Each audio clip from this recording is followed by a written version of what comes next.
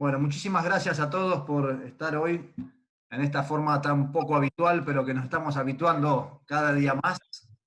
La idea, por supuesto, era poder estar todos a las caras y poder discutir eh, más de cerca, pero bueno, vamos a hacerlo lo mejor que podamos. Vamos a discutir un poquito de la problemática en TAVI. No solamente vamos a hablar de la parte científica, sino que era charlar y discutir con la gente de la industria y con los socios cuál es la problemática que estamos teniendo respecto a la utilización de los dispositivos, los tiempos de aprobaciones, eh, si hay algunos problemas técnicos, cómo podemos mejorar la fluidez entre las empresas y los socios y cómo podemos desde el colegio mejorar el tema de aprobaciones por las obras sociales. Esa era la idea, discutir un poquito, hablar también, si les parece, de costos y tener una charla amena y productiva respecto a estos problemas operativos. Para empezar, vamos a contar con la presencia del doctor Aníbal Damonte. Muchas gracias, Aníbal, que nos va a hablar de la problemática de TAVI en Argentina desde que iniciamos en el 2009 hasta la actualidad, sabiendo que este año, bueno, es un año muy especial, que nos ha golpeado a todos desde la parte no solamente de la industria, sino también a los médicos. Y bueno, esperemos a ver si podemos lograr algunas estrategias pensando entre todos de cómo pasar este mal momento que estamos llevando. Aníbal, cuando vos quieras, por favor.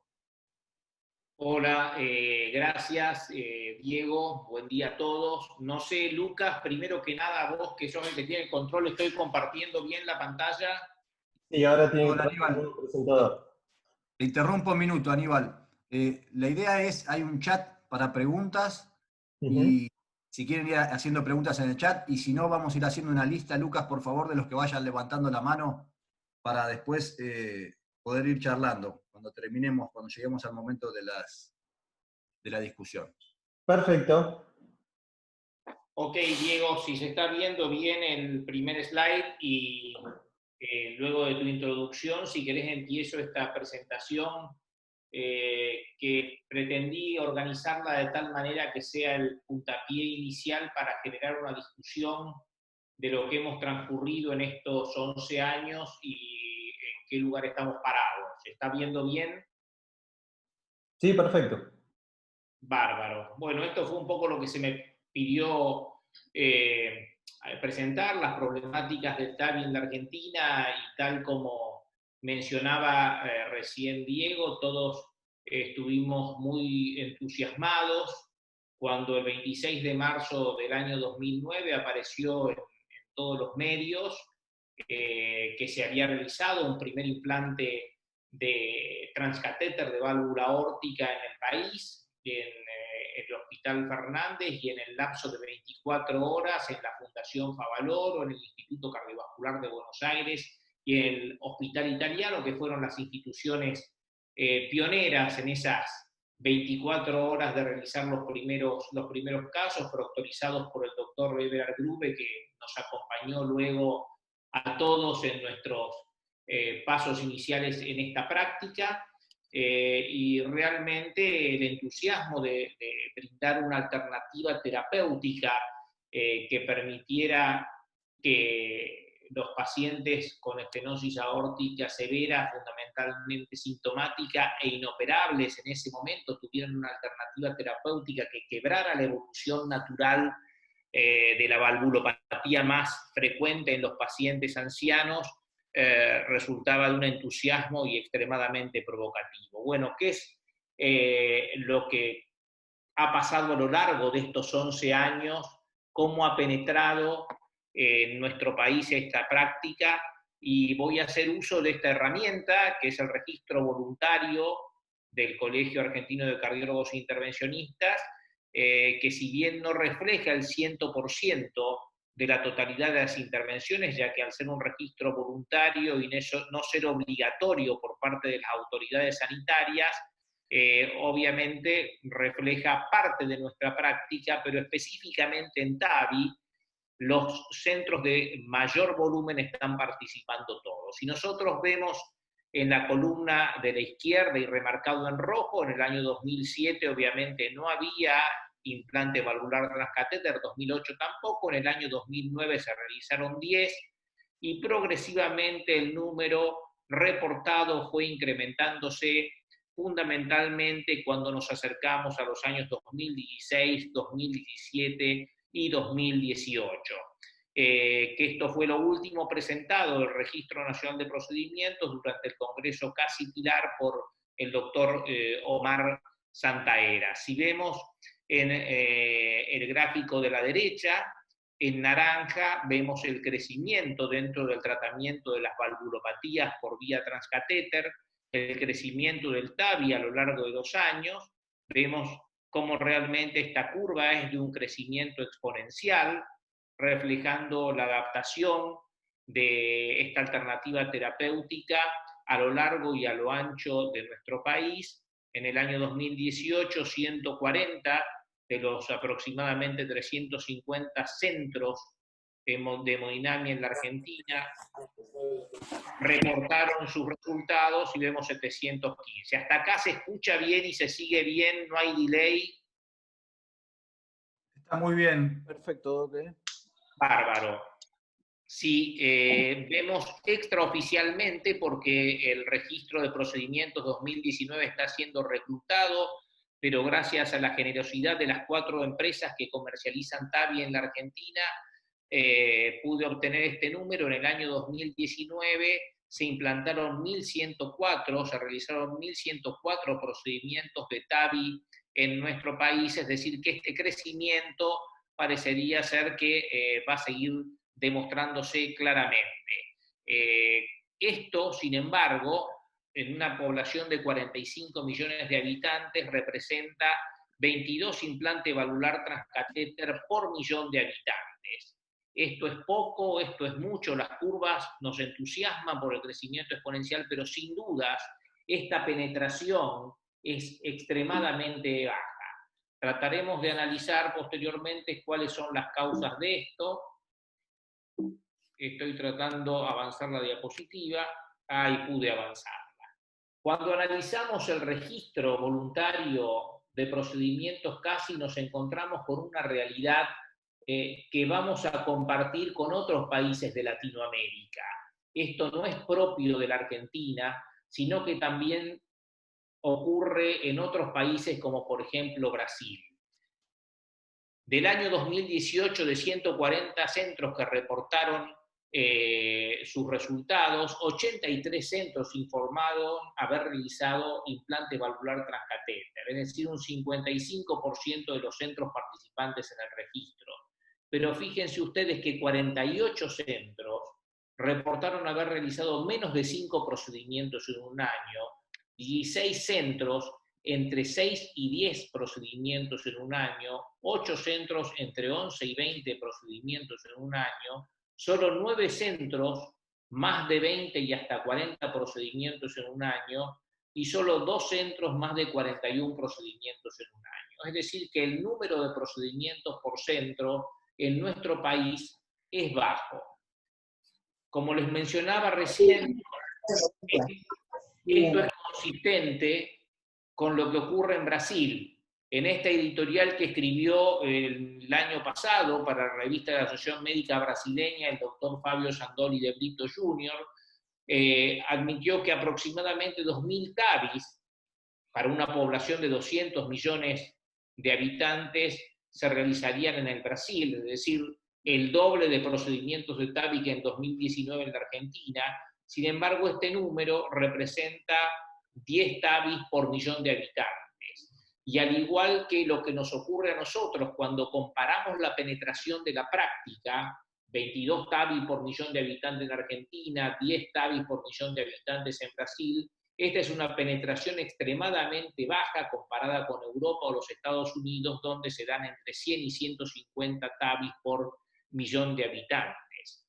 Es sin dudas esto un desafío considerable para nuestra región, porque está existiendo sin duda una inequidad en el acceso a esta intervención que salva vidas para nuestros pacientes. Y al igual que lo que ocurre en Argentina, En el Brasil, muchos centros, la mayoría de los centros, hacen un número pequeño de procedimientos por año y menos de 5 centros en el Brasil tienen un número superior a 50 TAVIs.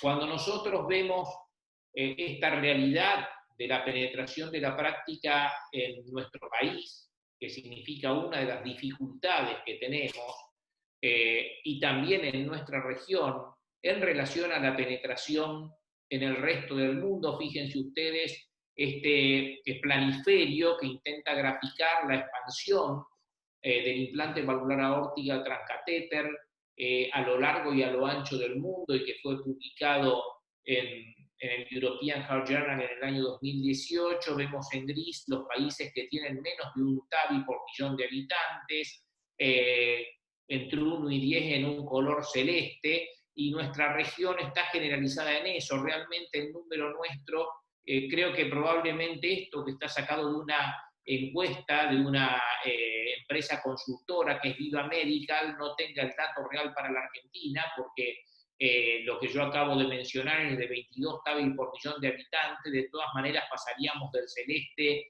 al azul un poquito más oscuro, pero estamos muy lejos de este color rojo intenso de entre 100 y 150 TAVI por millón de habitantes que vemos en los Estados Unidos, que vemos en Francia, que vemos en países escandinavos, y más lejos aún de los más de 150 TAVI por millón de habitantes que vemos en Alemania o en Suiza, por ejemplo. Es decir, que evidentemente estamos sufriendo una inequidad.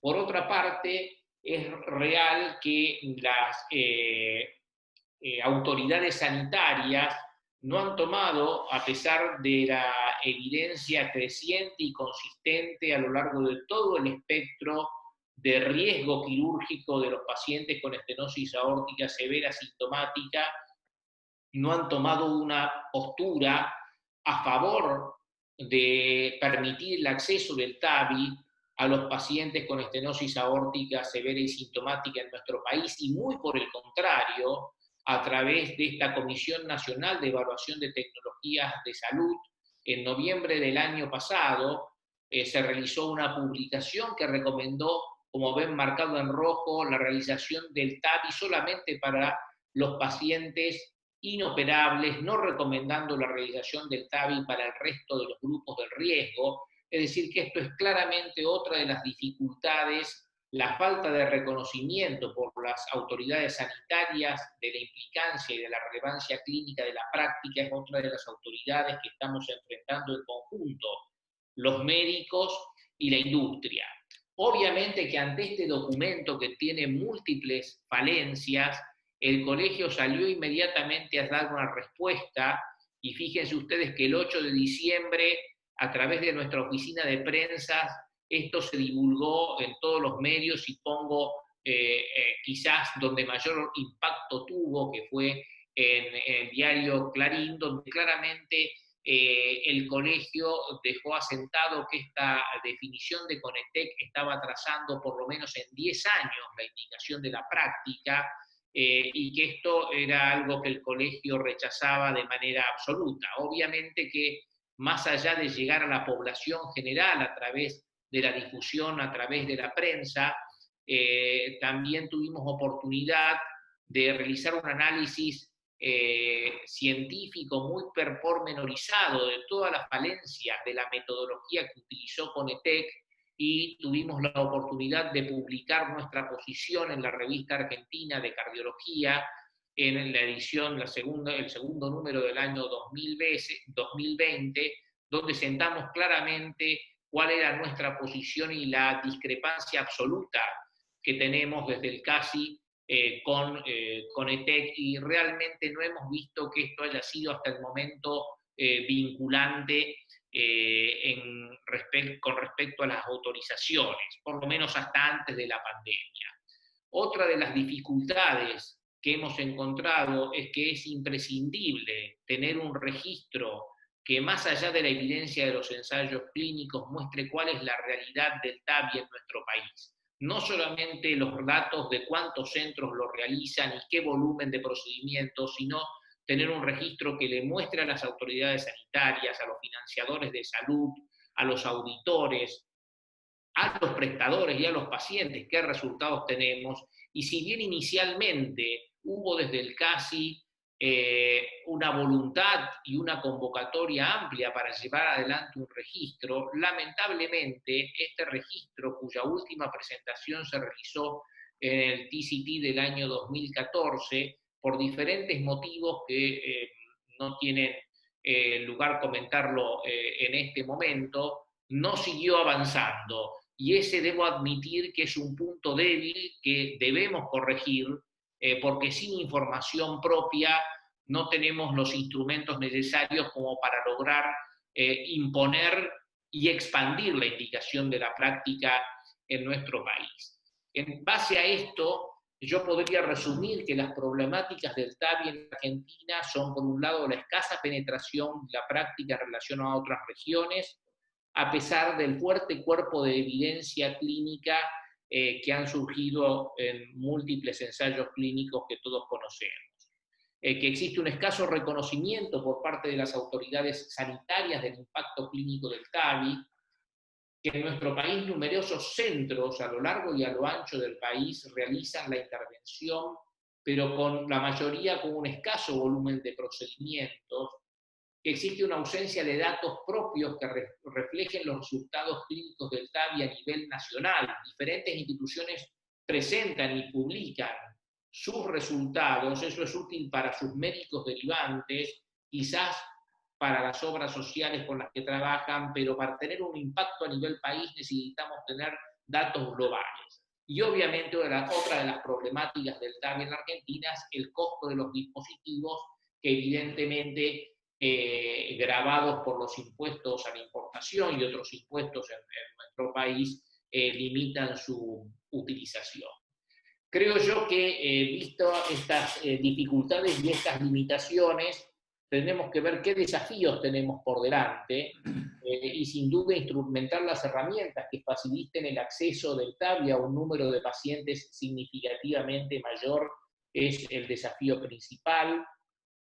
Para ello debemos proporcionar a las autoridades sanitarias, a los financiadores de la salud, a los auditores, a nuestros colegas, resultados clínicos del TAVI en nuestro país. Es decir, debemos reflotar los registros, debemos promover políticas para reducir los impuestos a las prótesis del TAVI, y por supuesto que ese no es un trabajo exclusivo del CASI, se va a tener que ser un trabajo conjunto.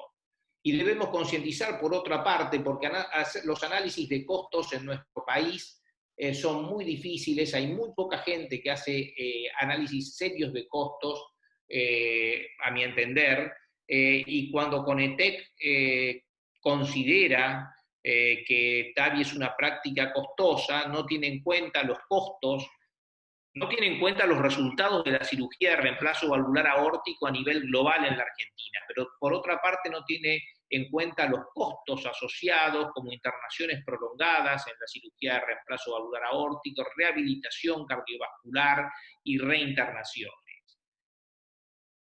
Hay herramientas que se han utilizado a nivel del mundo, porque en Europa, en el año 2015, había una discrepancia y una heterogeneidad en la penetración del TAVI, muy alta en Alemania, muy alta en Suiza, en el otro extremo, muy baja en países como Polonia, como Portugal e incluso en Francia, donde el sistema de salud francés reconocía hasta 7.000 TAVI por año, lo cual con respecto al resto de Europa generaba una penetración relativamente baja.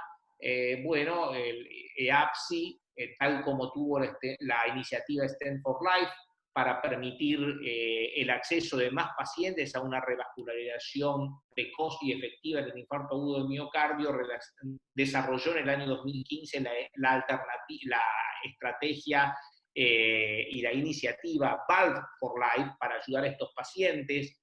Polonia, Francia y Portugal fueron los países pilotos, pero fíjense ustedes, y lo remarqué en rojo, que esto requirió sin dudas, esta iniciativa, de generar una equidad en la penetración, del apoyo de la industria. Esta iniciativa fue posible gracias a grants educativos de Edwards, de Abbott, de Medtronic. Es decir, que el apoyo de la industria para hacer llegar el TAVI a un mayor número de pacientes y poder tener un resultado similar al que presentó la doctora Martine Gillard durante el London Valves del 2019, desde que Francia se incorpora al programa Valve for Life hasta la actualidad. Fíjense ustedes en Francia, en azul, la penetración de TAVI por millón de habitantes en el año 2015, estando en lo que ellos llamaban situación de inequidad con respecto al resto de Europa. Tenían 107 TAVI y 155 cirugías de reemplazo valvular aórtico, y fíjense cómo desde que se incorporan al programa lograron que el sistema de salud reconociera 20.000 válvulas por año, es decir, pasaron a 136 TAVI por millón de habitantes, 159, 193, 200, es decir, que duplicaron el número de TAVI en un lapso de 4 años, superando a la cirugía que quedó en 144 por millón de habitantes. Esto obviamente es la consecuencia de un trabajo organizado y un trabajo conjunto que espero que en la Argentina podamos llevarlo adelante para beneficios de muchísimos pacientes que no tienen acceso a esta práctica. Muchísimas gracias y espero que sirva de gatillo para una discusión posterior. Muchas gracias, Aníbal. Muy buena la presentación, datos muy claros y un montón de apertura de ideas para trabajar, ¿sí? Todos juntos con Ministerio y con gente de la industria que nos da soporte. Bueno, para seguir con el programa, lo quiero presentar a Leonardo Bustos. Todos lo conocen, Leo, muchas gracias, es de Medtronic. Quería saludar a través de Leonardo a toda la gente de la industria que nos da apoyo todos los años. Muchísimas gracias. Y como saben, los socios casi platino tienen algunos beneficios, como la presentación esta que va a tener Leo y la gente de Philips, de Medtronic y de Philips. Y te agradezco mucho, Leo, que nos vayas a hablar un poquito de las perspectivas e innovación en TAVI. Te escuchamos. Hola Diego, muchas gracias por la participación, gracias a todos ahí. Estar acá es, la verdad, un lujo con estos expertos en la mesa, podría decirse. ¿Ven mi presentación ahí? ¿Ven la...? No, todavía no. No, todavía no, hay que compartir la pantalla. Ahí compartí. Ahora sí. Perfecto. Bueno, un poco yo, como decía Aníbal, en esta carrera del TAVI, yo voy a contar un poco cómo arrancamos en aquel tiempo, en el 2009, y un poco cómo se fue sucediendo con el TAVI la terapia, y un poco también quería contarles cómo van a venir los futuros cambios en la plataforma de TAVI. Así que, a ver si... Bien. Como saben, Medtronic fue fundada en 1940 en un garage literalmente en Estados Unidos con un ingeniero y un médico. Ellos sentaron las bases de una misión que para nosotros es nuestra guía, que es aliviar el dolor, restaurar la salud y extender la vida. Actualmente, después de 80 años, nosotros como empleados de Medtronic seguimos esa misión. En Medtronic somos más de 86.000 empleados, 9.600 científicos e ingenieros y más de 1.600 profesionales clínicos. Medtronic tiene una amplia experiencia en clínica e inversiones, tiene más de 480 millones en inversiones clínicas, 4.100 patentes activas, también liberó patentes en esta pandemia. Como todos saben, se liberaron las patentes para los respiradores, aportando un poco a enfrentar esta pandemia. Y tiene más de 350 ensayos clínicos que hay varios en la actualidad que están vigentes para las distintas plataformas, ya sea de TAVI o terapias de mitral y estructural. En Medtronic tenemos 3 corrientes importantes, que es la innovación en terapias, la globalización y el valor económico. La innovación en terapia nos ayuda a introducir y entregar ofertas significativas a nivel terapéutico en procedimientos y sistemas. La globalización nos ayuda a abordar las desigualdades y el acceso a la atención médica mundial. Y por último, el valor económico nos ayuda a liderar la creación de soluciones sanitarias basadas en el valor. Si trazamos una línea del tiempo, vamos a ver el marcado liderazgo que tiene Medtronic en las terapias cardíacas estructurales. En el año 2000 lanzó al mercado la primera válvula pulmonar, la Melody. Es una válvula que es tejido yugular en un marco de acero. En el 2007 fue el primero en tener la aprobación del CE Mark para la primera plataforma de TAVI, que es Coroval. El 2013 lideró el estudio de viabilidad temprana aprobado por la FDA de la válvula pulmonar Harmony, y fue el primero en demostrar la superioridad con respecto a la cirugía con el dispositivo Coroval en el 2014. También en el 2017 inició la prueba en Estados Unidos del estudio Apollo, que es para la válvula mitral. Después, en 2019, fue el primero en tener, con la plataforma Evolut Pro, el primero en tener todas las aprobaciones para todas las categorías de riesgo en esta patología. Y actualmente sigue liderando el tratamiento de la patología estructural. ¿Dónde estamos hoy con TAVI? Bueno, actualmente tenemos, como todos conocen, acá en la Argentina, tenemos la Evolut R y ya presentada y autorizada la Evolut Pro.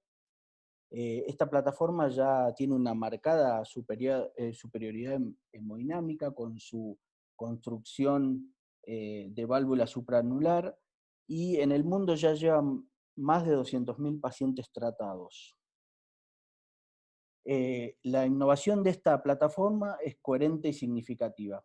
Está enfocado en mejorar los resultados, hacer la terapia con los procedimientos más simples, y lo que busca es expandirlo a todas las poblaciones de pacientes. Actualmente tiene la aprobación en bajo riesgo y ya con eso cubre todas las categorías de riesgo. La plataforma consta con la válvula, que es de pericardio porcino, en un strass o un frame de nitinol.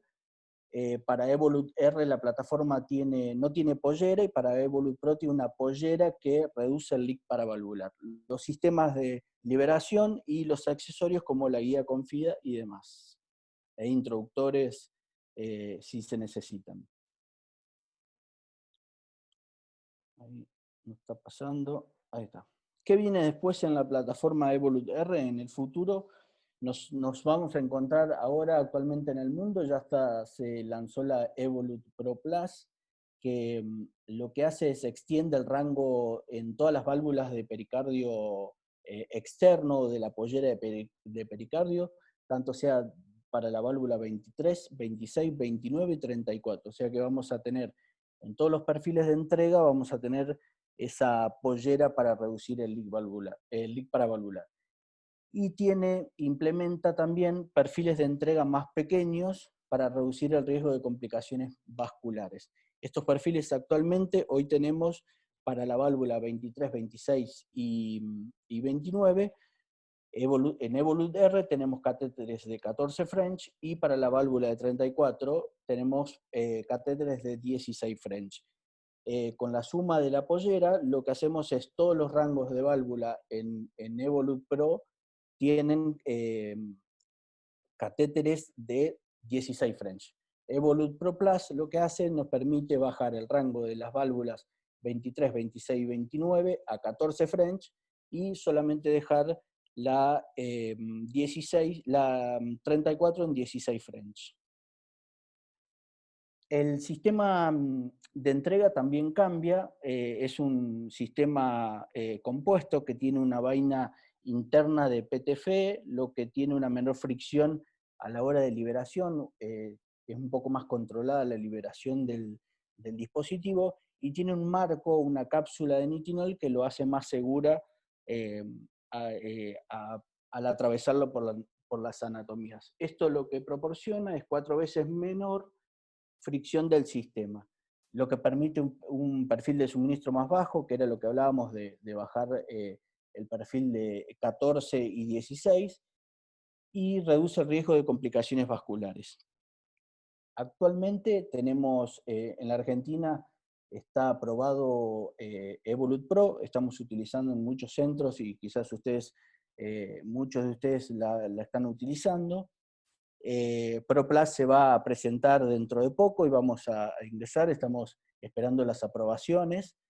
Y enfocados en esto, hacemos una visión, nosotros siempre que vamos a la sala, tomamos esos pequeños tips que nos dan para poder ir mejorando y lo volcamos en una incubadora de tecnologías que nosotros le llamamos Horizon. Lo que hacemos es, los técnicos vamos tomando esos tips y la primera generación que va a salir tiene precisión de posicionamiento, visualización mejorada y fácil uso. Esa es la plataforma Evolut FX. Luego le sigue la plataforma Evolut NG, que tiene un alineamiento anatómico, un despliegue predecible y trata de simplificar el acceso coronario. Y después, siguiendo con la plataforma, le damos importancia a la reducción del leak paravalvular, a la gestión de conducción y a la durabilidad. Bueno, mostrando un poco lo que hablábamos recién, fíjense que la plataforma FX-ING lo que hace es sumarle un marcador radiopaco. Para muchos era lo que estaban pidiendo. Esta válvula tiene un marcador radiopaco en el primer strass, en el primer diamante, lo cual hace que nuestro posicionamiento, el target de implante, sea de 1 a 3 milímetros. También el dispositivo tiene un catéter que nos va a permitir a nosotros alinear correctamente nuestras comisuras de las válvulas, las cúspides de las válvulas con las cúspides nativas, haciendo un implante mucho más anatómico al paciente. La espina lateral cambia, es un poco más flexible y lo que agrega es un nuevo tip un poco más largo para que el cruce de la válvula aórtica sea un poco más fácil. En cuanto a la geometría de la válvula, buscando también en lo que es la plataforma NG, que es la segunda visión de la incubadora Horizon, van a ver, no sé si ven aquí, las celdas están abiertas para cateterizar mejor las coronarias. Esto lo que hace es no le quita fuerza radial al dispositivo, y nos mantiene una contención en el anillo igual a la que estamos teniendo actualmente en las plataformas. También cambia la costura de los pilares, fíjense que se reduce en una línea la costura del pilar, lo cual hace que tengamos menos obstrucción ahí para los accesos coronarios o para el flujo de las arterias coronarias. También el strass va a cambiar un poco, las celdas de nitinol van a cambiar para tener una mejor adaptación a las anatomías más desafiantes. Como vemos acá, las anatomías con calcio en el tracto de salida para nosotros es sinónimo de un leak. Entonces, lo que hacen estos strass se adaptan más anatómicamente al tracto de salida, y además la pollera lo que hace es tener un selle perfecto de esa estructura. Entrando un poco en lo que viene en mitral, como ya saben, Medtronic tiene dos corrientes importantes en lo que es la terapia mitral. Por un lado tiene la línea de reparación, que tiene la reparación de puente a puente, anuloplastias, cuerdas y otras tecnologías. Tiene inversiones estratégicas en 3 puntos principales, los cuales son la estrategia interna, la inversión interna, tiene una inversión externa estructurada en otras empresas, y también tiene una posición o adquisición de terapias de empresas trabajando en estas terapias, con un monitoreo activo. Por otro lado tiene la línea de reemplazo, que es, en este caso vamos a hablar de la válvula mitral Intrepid, que es lo que se viene en la Argentina, creo, en los próximos años. Si hacemos una línea del tiempo con respecto a esta válvula, tenemos, ayer teníamos la primera generación del dispositivo transapical, hoy estamos en la segunda generación de ese dispositivo, ya a puertas de un trial que es el Apollo, que ya se extendió a Europa, y la primera generación de la válvula mitral transfemoral. Lo que viene es, ya está en estudio la segunda generación de la transfemoral, y que baja el perfil y la expansión a anatomías mejoradas. Acá les muestro un poco en un video cómo es el sistema transapical. Fíjense que es un sistema totalmente recapturable. La segunda generación tiene el mango, es un poco más largo para tener mayor estabilidad, más fácil de uso. Tiene una nueva funda que lo que hace es reduce el sangrado, tiene una mejor hemostasia y es totalmente recapturable en todo momento. Fíjense, ahí en el video muestra cómo está en la fase de recaptura para una colocación del dispositivo en otra zona de anclaje. Con respecto al suministro de la válvula transfemoral, tenemos 5 componentes importantes. La válvula transfemoral tiene un sistema de delivery. Fíjense que este sistema casi lo adopta de las válvulas de los MitraClip. Tiene ese taburete de trabajo o la cuna para el catéter de liberación. Tiene el sistema de compresión, la válvula en sí, que es como si fuese un sombrero mexicano, parece ahí, con la válvula trabajando en su interior, y los distintos shafts de dilatadores para ir progresando, porque el sistema la cápsula tiene 35 French. El sistema es deflectable. Acá hay una representación de cómo se libera la válvula en 5 pasos. El catéter que ven por este lado es reflectable, tiene una cápsula exterior que se abre, hace el primer anclaje, liberamos lo que es la falda o pollera que le decimos nosotros, hacemos el anclaje dentro del aparato valvular, y luego el despliegue de la válvula interna y ya la liberación final. Eso es un poco para que vean los pasos de este dispositivo. Ahí en un video una representación por medio de unas cámaras y también por ecografía en el despliegue de la válvula y el posicionamiento de la válvula. Fíjense en cómo primero se abre la pollera externa, que lo que hace la pollera externa le hace una silla que le permite anclarse y le hace de fijación. En congénita, ¿qué tenemos en congénita? Hoy, actualmente en la Argentina se está colocando la válvula Melody, que es una válvula bovina de una vena yugular montada en un esqueleto de metal. Luego, ahora en el 2021 va a salir ya aprobado la válvula Harmony, que es una plataforma que está en un stent de nitinol con poliéster multifilamento y tiene una válvula de pericardio porcino construida dentro que trabaja. Esta válvula es para tractos de salida nativos o reconstruidos. Y el portfolio que sigue más adelante es sumarle a estos dispositivos, tanto a la válvula Melody como a la Harmony, mayor número de dispositivos de distintos tamaños. Para que vean, aquí están los liberadores, que prácticamente son del sistema Acceleran, que tienen el sistema de anclaje y liberación controlada. Actualmente existen 2 tamaños, y en la Argentina se están colocando ahí en Fundación Favaloro, están liderando la terapia pulmonar, ya se han colocado muchos implantes de válvula Melody. Y ese es un poco el enfoque que Medtronic tiene para estos dispositivos, y bueno, nosotros siempre trabajamos con todos los profesionales de la sala, siempre trabajamos en conjunto, y seguimos nuestra misión, que es aliviar el dolor, extender la vida y restaurar la salud. Muchas gracias.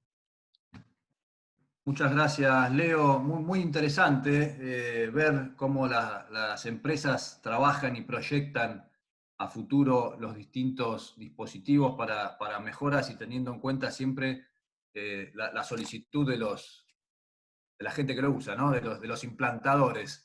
Sí. Eso me parece muy bueno. Y ya que Sí. tocaste el tema mitral, lo invito, muchas gracias, Oscar, al doctor Oscar Méndez, para que nos hable un poquito de cómo podemos hacer MitraClip en Argentina.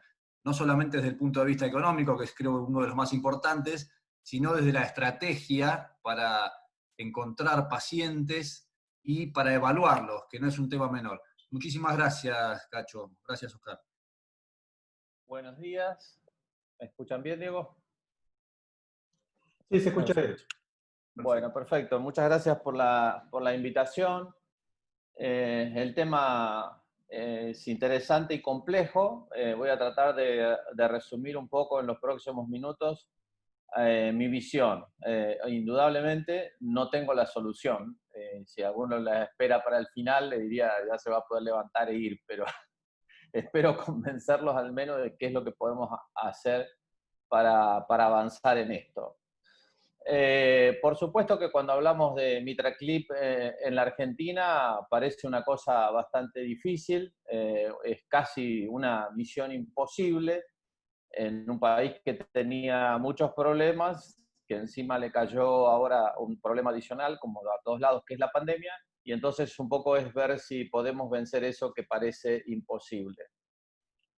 Lo primero que quizás merece tener unos minutos es darle la magnitud del problema del cual estamos hablando. Y recién Aníbal hablaba de la estenosis valvular aórtica, y ustedes pueden ver en las barras la magnitud de lo que significa la insuficiencia mitral en la población americana versus la estenosis aórtica, de la cual es, como Aníbal decía, aún haciendo poco, estamos haciendo más de 1000 casos por año. Por otro lado, todos conocemos cuál es la evolución crónica de la enfermedad valvular mitral. Esperen que tengo que sacar esto, si no, ahí. Entonces podemos ver cómo la valvulopatía mitral, acá lo tienen dimensionado a la derecha de la pantalla, cuán significativa es la prevalencia de la enfermedad versus otras enfermedades valvulares como la estenosis aórtica, que nos ha ocupado más de la última década. Y por otro lado, podemos ver de este registro que usábamos al principio para justificarnos en la necesidad de tener una terapia alternativa para la cirugía de la válvula aórtica, algo similar parece o aparece con el caso de las valvulopatías mitrales, donde aproximadamente el 50% de los pacientes no recibe ninguna terapia. Y cuando uno busca las explicaciones de por qué no se tratan, hay una incontable o innumerable cantidad de elementos que llevan a por qué un paciente no se trata. De la dificultad con las imágenes, el acceso, las incertidumbres de los resultados, las limitaciones económicas, la incapacidad para derivar un paciente, etc. Es decir, tenemos una innumerable cantidad de barreras para vencer. Esto es puesto en números de diversas series, el número de pacientes que tiene alto riesgo y que no van a ser intervenidos. Y esta es la cantidad de pacientes que reciben una reparación o un reemplazo quirúrgico de los pacientes que tienen una valvulopatía mitral. Y las causas en general son las mismas que hemos venido hablando a lo largo de todos estos años cuando hablábamos de la estenosis aórtica que no se opera. La de avanzada, las comorbilidades, el alto riesgo quirúrgico y la mala función ventricular. También conocemos muy bien que la patología mitral la podemos dividir en dos grupos, que es la degenerativa, ruptura de las cuerdas, enfermedad del aparato valvular, o la insuficiencia cardíaca secundaria, a dilatación, a disfunción ventricular, los videos no están funcionando, no importa. Lo cierto es que tanto una como otra tienen una evolución pronóstica sombría y que por supuesto depende de la severidad. Y ustedes ven en la degenerativa, cuanto más severa es la insuficiencia mitral, peor es la sobrevida, y a 5 años solo sobrevive los que tienen una ORE de más de 40, el 40% de los pacientes. Y algo parecido pasa con la insuficiencia valvular mitral funcional. Es decir, es una enfermedad letal y que además tiene una significativa cantidad de internaciones y de reinternaciones. Un gráfico para de alguna manera mostrar ese círculo vicioso de la cardiopatía isquémica que se va remodelando, que termina en insuficiencia cardíaca y que después va llevando a una insuficiencia mitral funcional, y todo esto es una cascada que va a ir llevando a la insuficiencia cardíaca avanzada, que tiene una mortalidad muy elevada, como todos sabemos, en la evolución en el curso del tiempo. Esa patología tiene una secuencia de tratamientos y nosotros estamos o debiéramos estar por acá en el medio, ni al principio ni al final, donde los pacientes ya no tienen una solución o la solución es absolutamente improductiva, podríamos decirlo, y los pacientes requieren de otra cosa, como puede ser las asistencias ventriculares y finalmente el trasplante. Aquí, en la etapa intermedia, o quizás un poco más avanzada, pero no al final de todo, es donde debiéramos intervenir. Sin embargo, cuando vemos las indicaciones de las indicaciones siguen teniendo un poder no demasiado significativo, y las indicaciones en general son clase 2, con 2B, con un nivel de evidencia B o C. Es decir, no estamos como en la estenosis aórtica severa.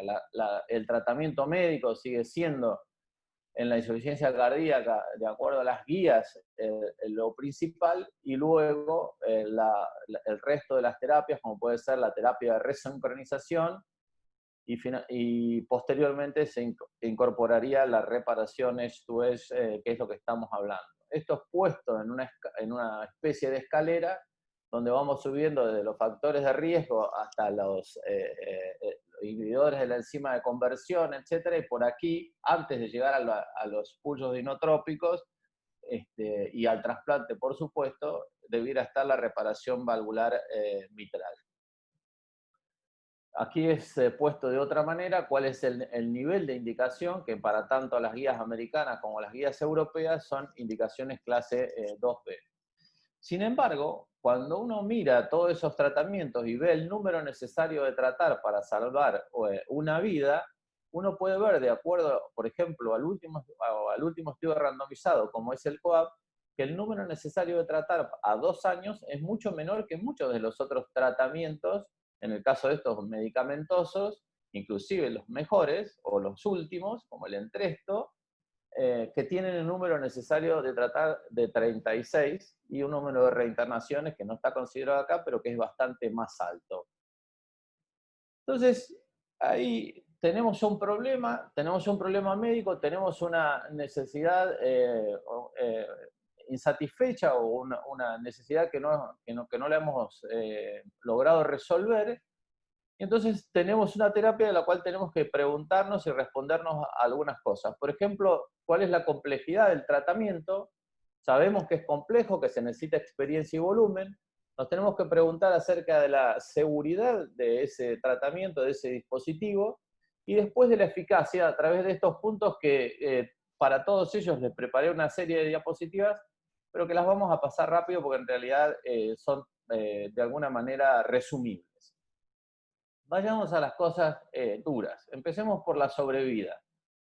La serie de trabajos lo conocen desde el estudio Everest, y vaya una aclaración que todo esto empezó bastante contemporáneo con el reemplazo de válvula aórtica, y fíjense que tanto en evidencia como en número de pacientes tratados alrededor del mundo estamos en una...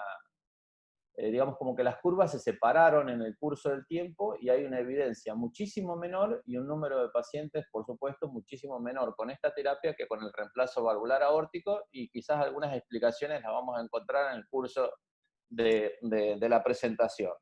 La serie de estudios o la saga de estudios es más o menos esto. Lo primero de estudio randomizado fue el Everest, después con los registros, el realismo, este registro también, después el estudio COAPT y los registros del STS y el registro alemán del TRAMI. Estamos hablando de sobrevida, y fíjense que en el estudio Everest, que fue el primero de todos, la sobrevida no difirió de manera significativa en el curso del tiempo entre la cirugía y el MitraClip, a pesar que MitraClip en ese momento podríamos decir que era una terapia casi experimental, tanto desde el punto de vista del tratamiento, de los operadores, de la técnica y de los coadyuvantes, que por ejemplo era la ecografía, que no existía la ecografía 3D.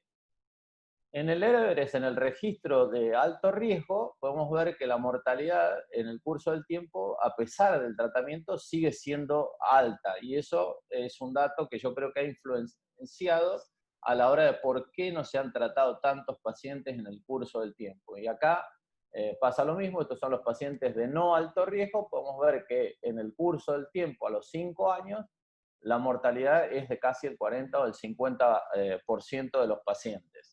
Le quiero agradecer a Joana, que la vi que está en la lista, que fue quien me ayudó con alguna de estas diapositivas, en la lista de asistentes,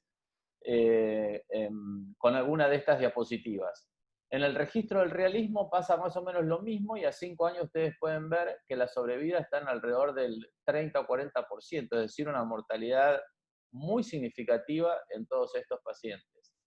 Por supuesto que esa mortalidad, y en el caso de la insuficiencia mitral degenerativa, pero en la funcional pasa algo muy parecido, es muy dependiente del resultado que tengamos. Si la insuficiencia mitral que nos queda es menor de 2, la sobrevida es muchísimo mayor que los pacientes que quedaron con una insuficiencia mitral de grado 3 o más.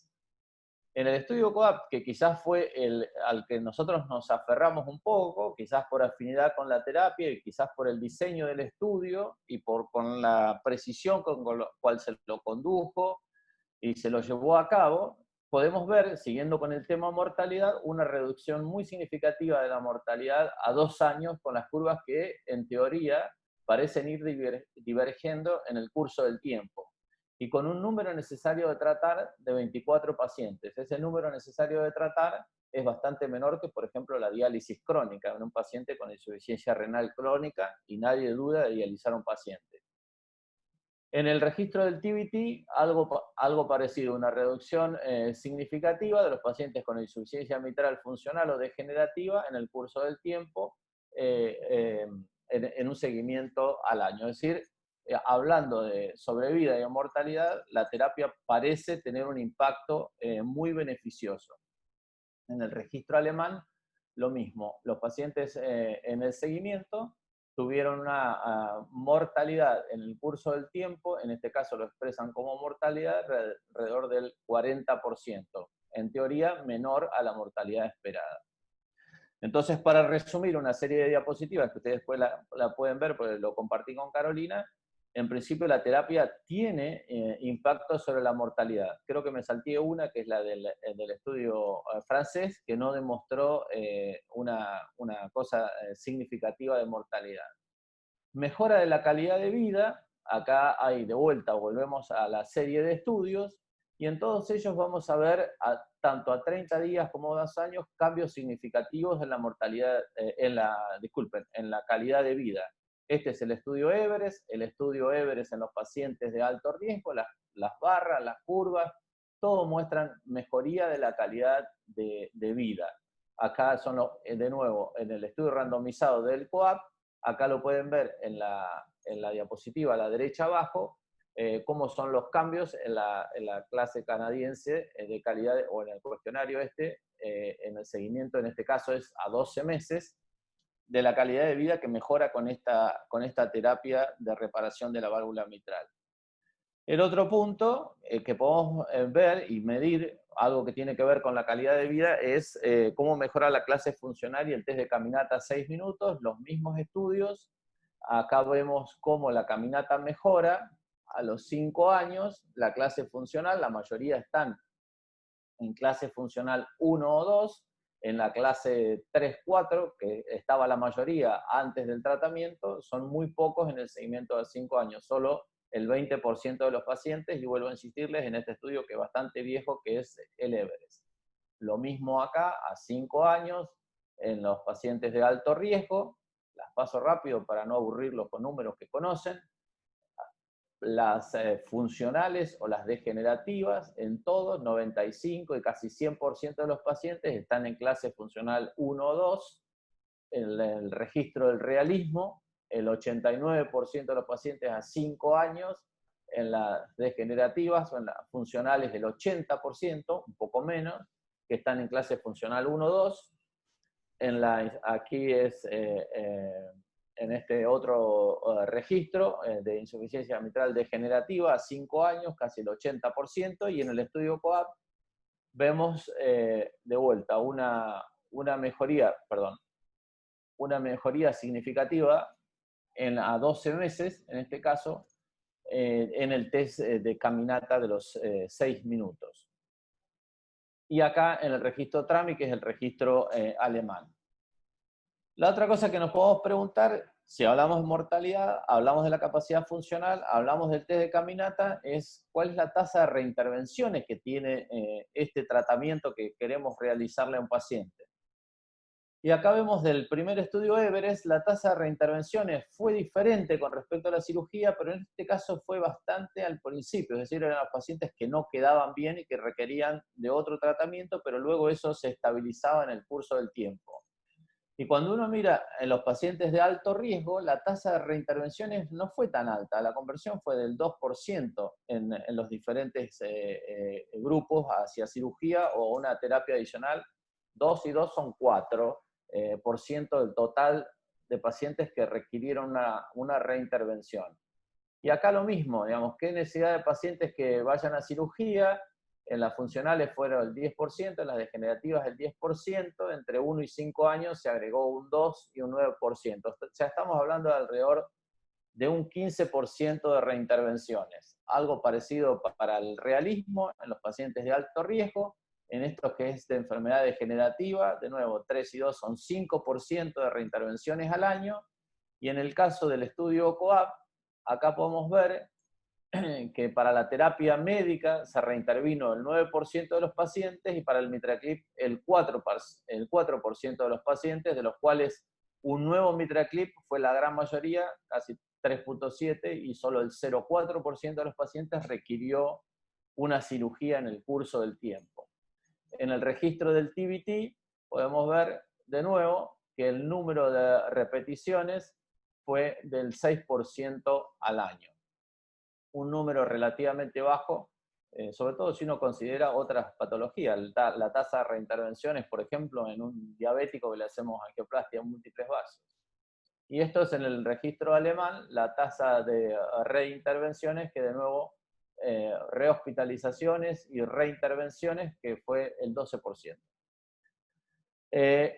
¿Cuál es el impacto de lo que nosotros dejamos en el tratamiento inicial y que nos permite predecir qué es lo que va a pasar a largo plazo? Y ahí podemos ver que la durabilidad a 5 años, los pacientes que están libres de muerte es casi el 80 o el 90%, tanto en los pacientes que recibieron una terapia percutánea como en la cirugía. La diapositiva que les había mostrado al principio, eso es muy dependiente de cuánta insuficiencia mitral dejamos, y por eso es que hoy el tratamiento se trata de optimizar, y recuerden que en el registro Everest todos los pacientes tenían un MitraClip, y hoy casi, por lo menos en la mayoría de los registros, estudios randomizados y en nuestra propia serie de pocos pacientes, pero casi el 50% o más tiene 2 o más clips para lograr esa insuficiencia mitral, que sea menos de 2, porque de vuelta cuando logramos 2 o 0, tenemos una mortalidad al año del 20 o el 30%, pero si nos queda con una insuficiencia mitral severa de 3 o 4, la mortalidad es mayor. Y esto es lo que pasa con las consultas en el seguimiento a largo plazo. Los pacientes que estaban en una clase funcional elevada, casi el 80 o el 90%, a 5 años está en clase funcional 1 o 2, que se vuelven a repetir los diapositivos que les había mostrado al principio de toda la serie, no los quiero aturdir con eso, y que es lo mismo que se ve aquí en el COAP.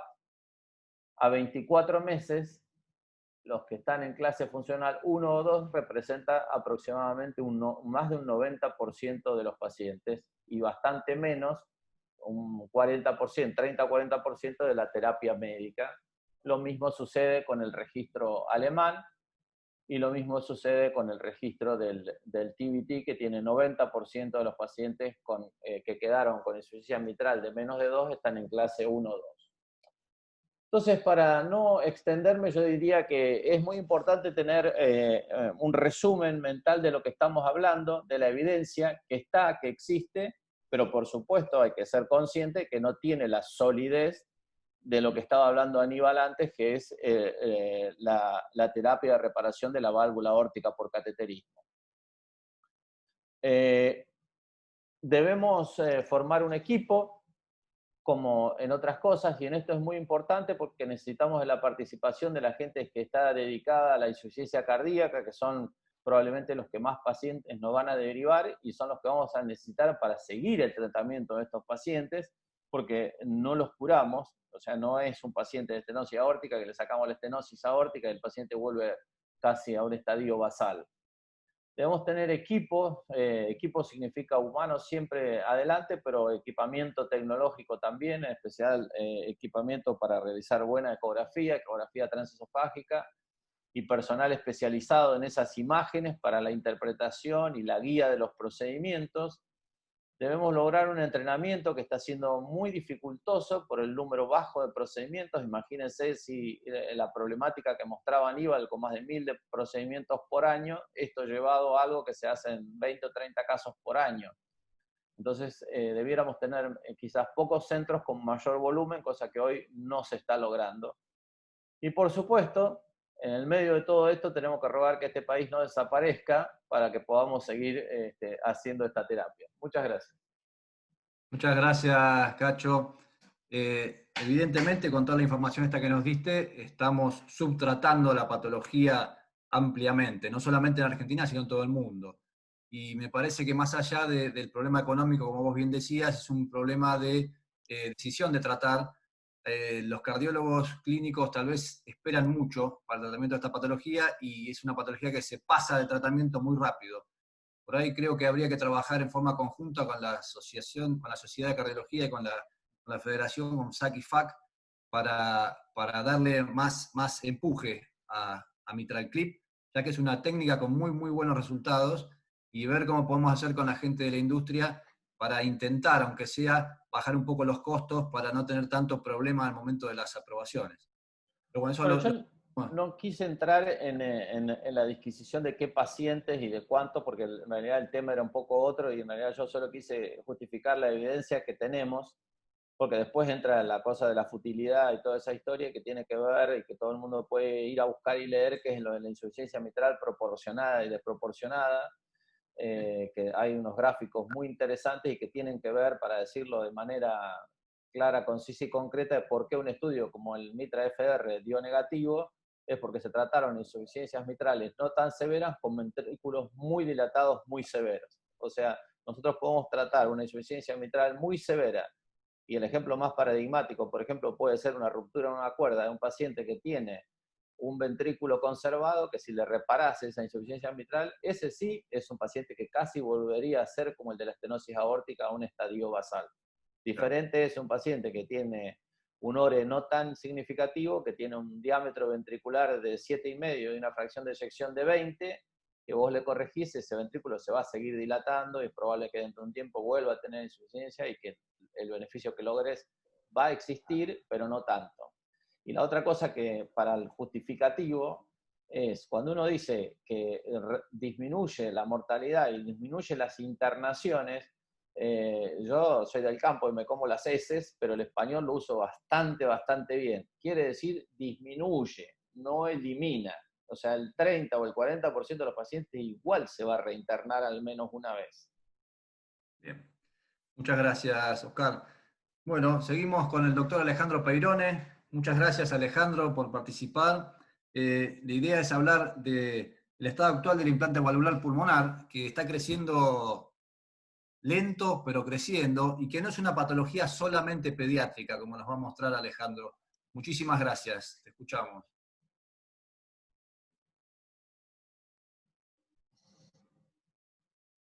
Buenos días. ¿Estamos en pantalla completa? Sí, sí, está perfecto. Debe iniciar la presentación nada más. Perfecto. Ahora sí. Bueno, gracias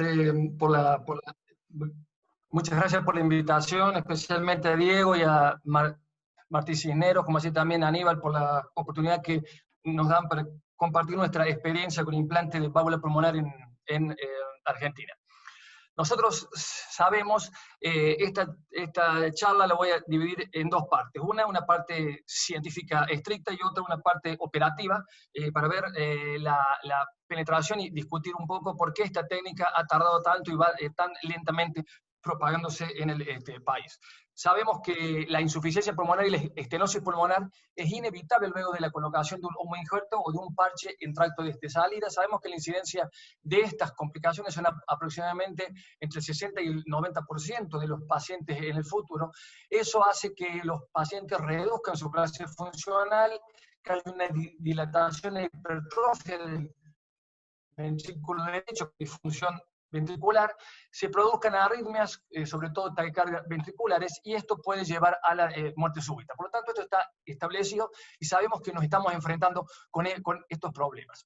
¿De dónde vienen nuestros pacientes? En general, el 60% de los pacientes que nosotros intervenimos vienen de las malformaciones conotruncales, entre FALOT y atresia pulmonar. Estos constituyen la mayoría de los candidatos a reemplazo percutáneo en el futuro. Y una minoría de pacientes como transposiciones con tubos, con truncus, o operaciones de Ross son los otros candidatos a esta terapéutica.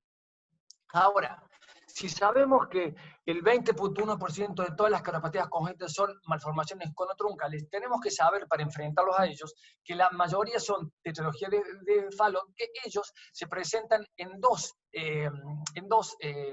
diferentes espectros, uno con estenosis pulmonar y otras con atresia pulmonar.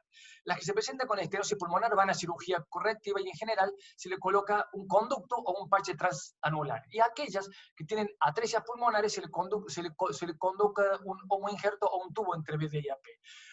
También los troncos arteriosos, las transposiciones u otras patologías se le coloca conductos de BDAP. Por lo tanto, virtualmente todos estos pacientes en el futuro van a requerir procedimiento para el reemplazo de válvula pulmonar. Todos los que tienen conducto BDAP constituyen aproximadamente el 15% de los pacientes que tenemos que tratar.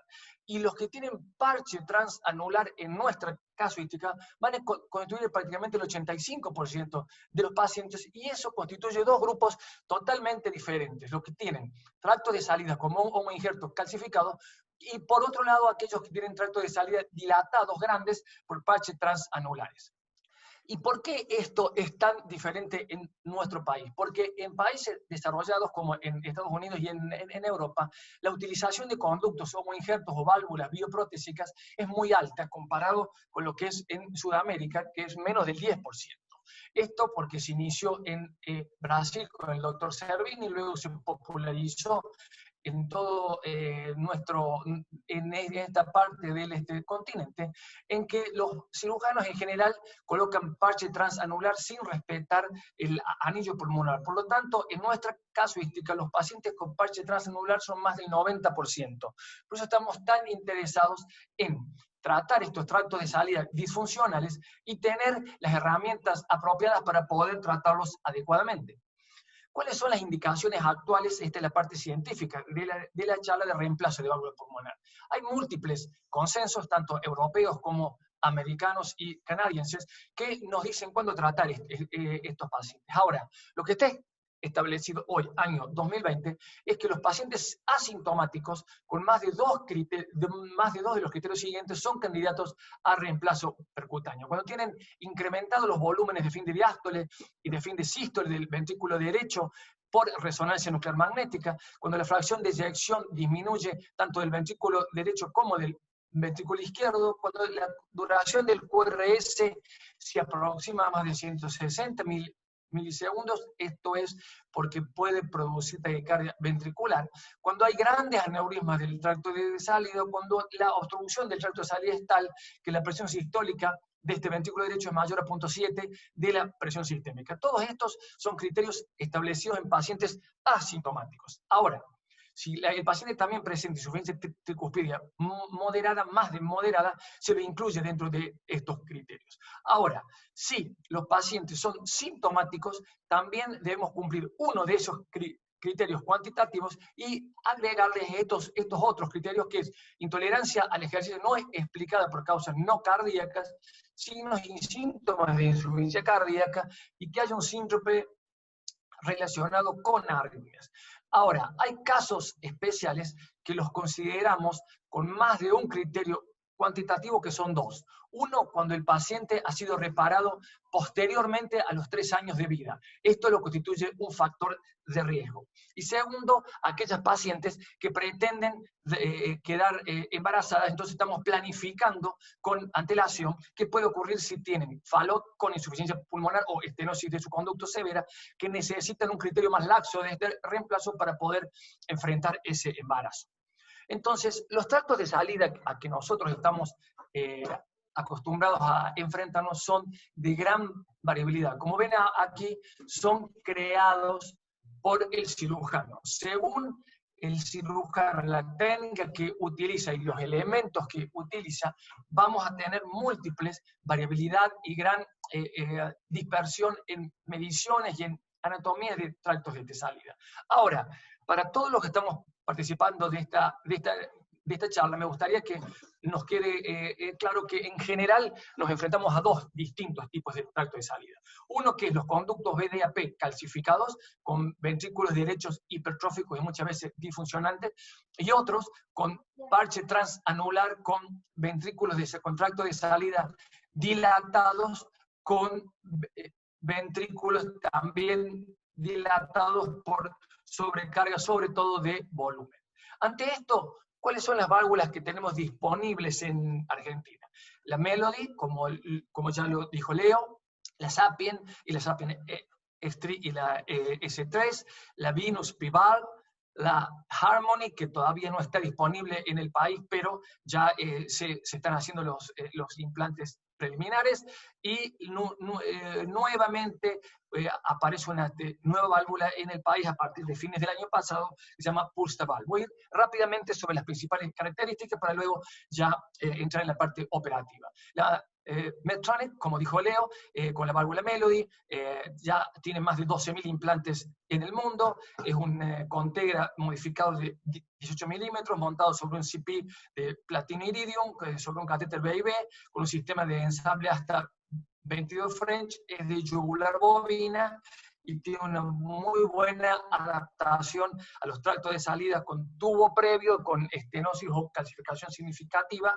Acá ven un ejemplo de un tubo calcificado con 2 stents de anclaje previo para hacer un buen tracto de salida, para poder implantar la válvula después. También tenemos la Sapien XT, la Sapien S3, que también es de pericardio bovino, con una pollera para disminuir el leak paravalvular, balón expandible. La XT viene en 3 diámetros, la S3 viene en 4 diámetros, y tiene el sistema de entrega, tanto el NovaFlex o el Edwards Commander, según la válvula que uno pueda implantar. También sobre una bioprótesis, aquí ustedes ven insuficiencia severa, sobre una válvula, una bioprótesis de Hancock, posteriormente en previo de 16 CP, luego una válvula Sapiens, que también puede eliminar la incompetencia valvular pulmonar.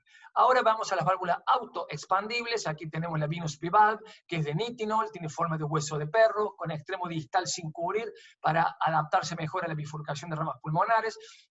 Trilobulada de pericardio porcino, un sistema de entrega entre 22 y 24 French, y el diámetro del stent varía entre 20 y 34 milímetros, e incrementa cada 2 milímetros, y las longitudes van de entre 20, 30 y 35 milímetros en su porción recta, y esto le hace que se configure a tractos de salida con parche transanular dilatados, que puede implantarse autoexpandible con muy buena adaptación distal, y el extremo distal en ramas pulmonares no está cubierto, por lo tanto genera que pueda permanecer permeable la bifurcación y la dilatación en el extremo de ramas pulmonares. Harmony, como dijo Leo, es una válvula de precario porcino que está haciendo sus primeros pasos. Es un marco también de nitinol. El diámetro de la válvula es 23,5, la longitud de 55 milímetros. Tiene un diámetro distal hacia las ramas de 34 cubierto y proximal de 42 que se adapta al tracto de salida y un sistema de entrega 25 French. Esta válvula ya está siendo colocada en Estados Unidos. El doctor John Chita nos facilitó esta imagen, no ha llegado al país todavía.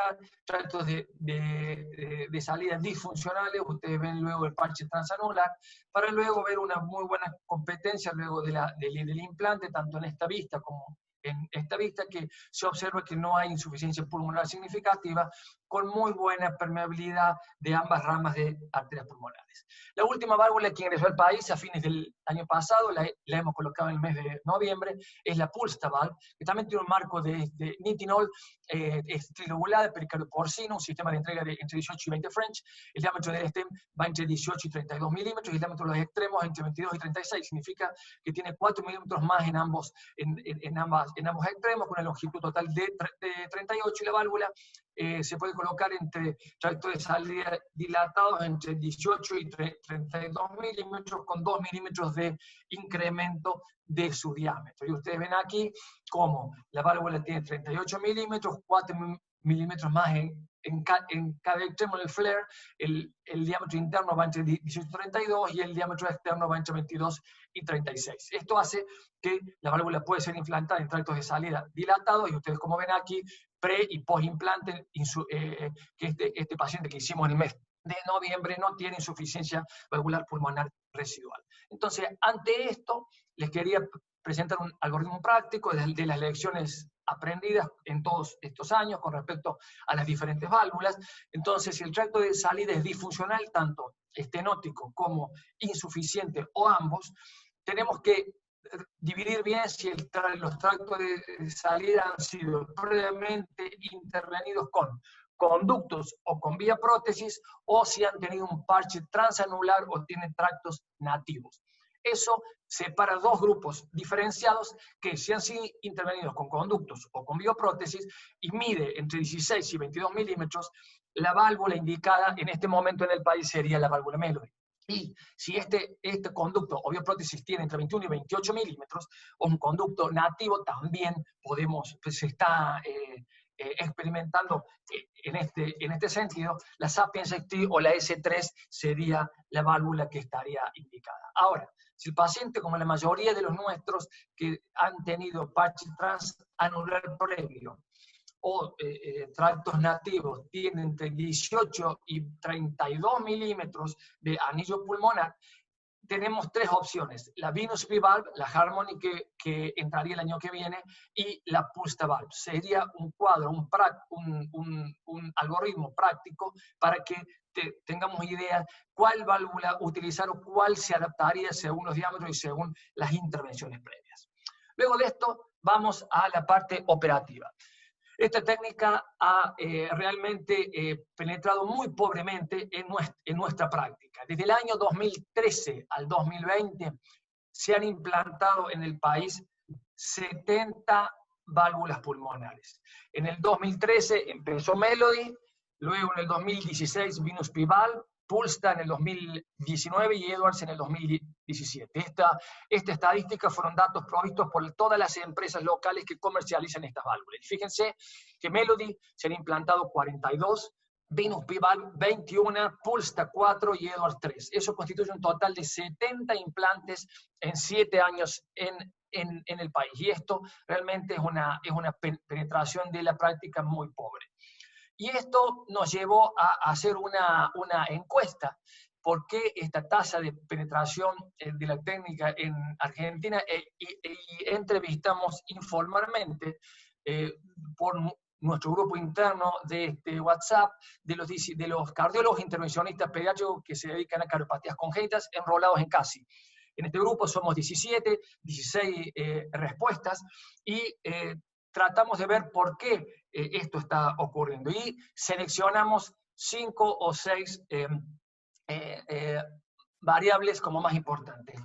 Costo excesivo de la válvula, burocracia en la autorización, Nosotros, debido a que la única que tiene autorización de FDA es la Melody y ahora la Edwards en posición pulmonar, todas las otras válvulas no todavía, y debido a esto de la importación restringida por ser de pericardio bovino de Melody, nosotros tenemos que enfrentar una gran burocracia para ingresar estas válvulas, como recurrir a nuestros comités de éticas hospitalarios, a ANMAT, la problemática con las obras sociales, la mayoría sale por recursos de amparo o son colocadas con uso compasivo. Esto nos hace que el trámite burocrático sea realmente tedioso. Otra variable que se ha investigado es que la cirugía cardiovascular es muy económica en Argentina con respecto al recambio valvular percutáneo. Y esto hace que nuestros pacientes son de riesgo porque son todos reintervenciones, pero en general son pacientes jóvenes y el gran factor de riesgo que tienen son la reintervención porque han sido operados previamente. No tanto así como los que ustedes intervienen en TAVI con inoperables, con múltiples comorbilidades. En general estos pacientes, la gran comorbilidad o el gran factor de riesgo que tienen son las reintervenciones. Otro factor de riesgo o variable que estuvimos discutiendo fue la dificultad para encontrar los casos favorables. Cuando uno envía al comité de selección los casos que ha seleccionado, la verdad que debido a que muchas de estas válvulas como Venous P-Valve y Pulsed Valve son válvulas que están iniciando su experiencia, los comités de admisión son muy estrictos y los casos muchas veces, la mayoría vienen con resultado negativo, significa que no estamos avanzando sobre los casos más complejos, sino sobre los casos más simples.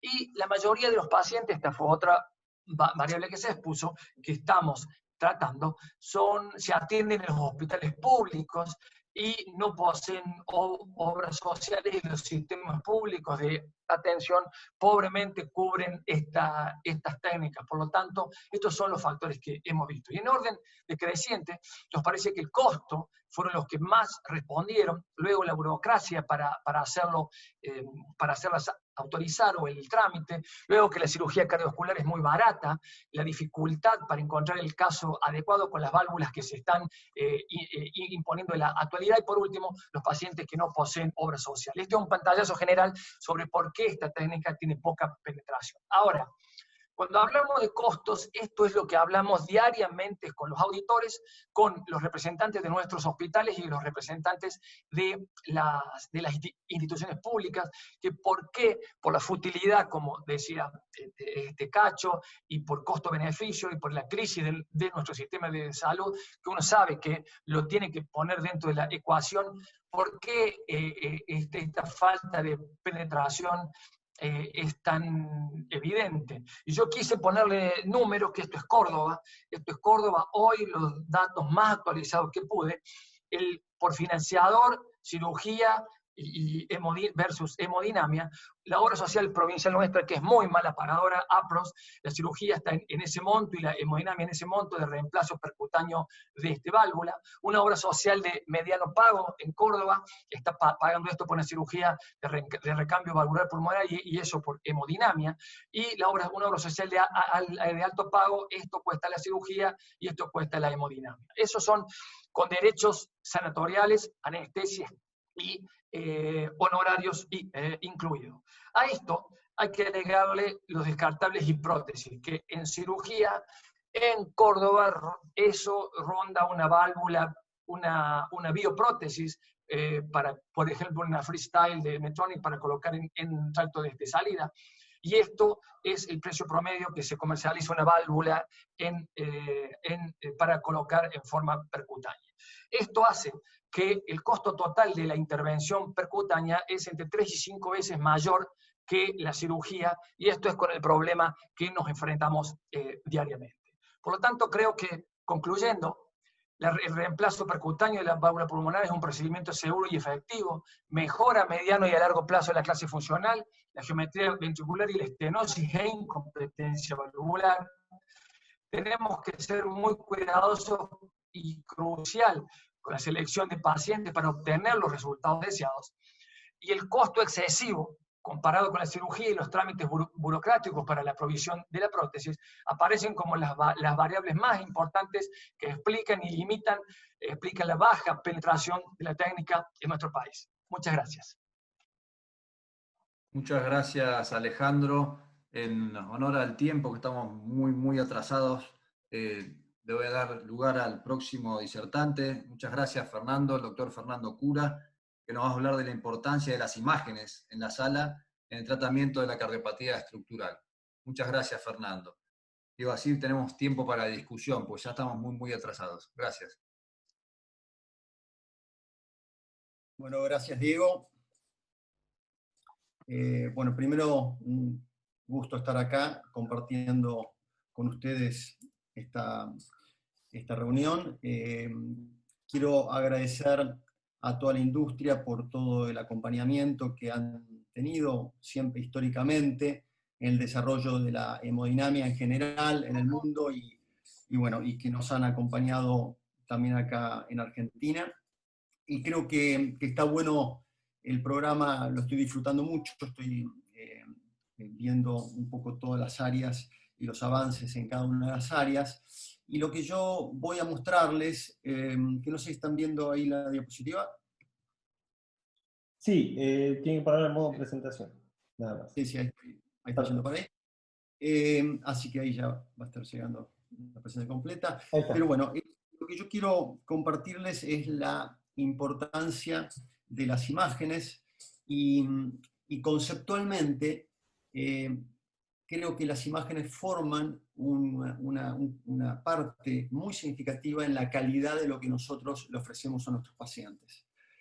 Estamos en una Argentina donde es muy difícil mantener la calidad en imágenes. Los costos de todos los equipamientos se han ido incrementando en cuanto a toda la depreciación de la moneda argentina y creo que esto nos pone en un desafío adicional. Cómo poder ofrecerle a nuestros pacientes tratamientos con la calidad que merecen, con la calidad que requieren, con equipamientos que de pronto no están a la altura de las circunstancias. Y creo que este es un tema crítico y me parece buenísimo poder compartirlo con ustedes. Esta charla está orientada a la gente que está en la industria, o sea que entiendo que el foco es ellos que son los que ofrecen todo este tipo de tecnología, y comentarles a grandes rasgos cuál es la división de las áreas de intervencionismo. Sabemos que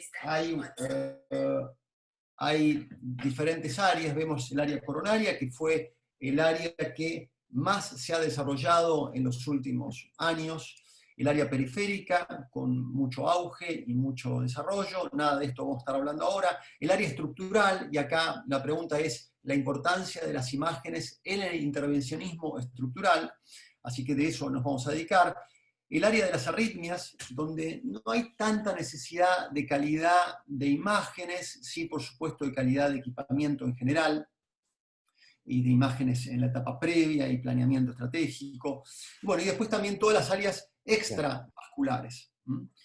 Así que lo que vamos a hablar es qué es el intervencionismo estructural. Ya se fueron desarrollando las diferentes áreas, pero para clarificarlo, hay un área que es valvular, donde el implante o la reparación de las válvulas, fíjense que hay tratamiento para las 4 válvulas.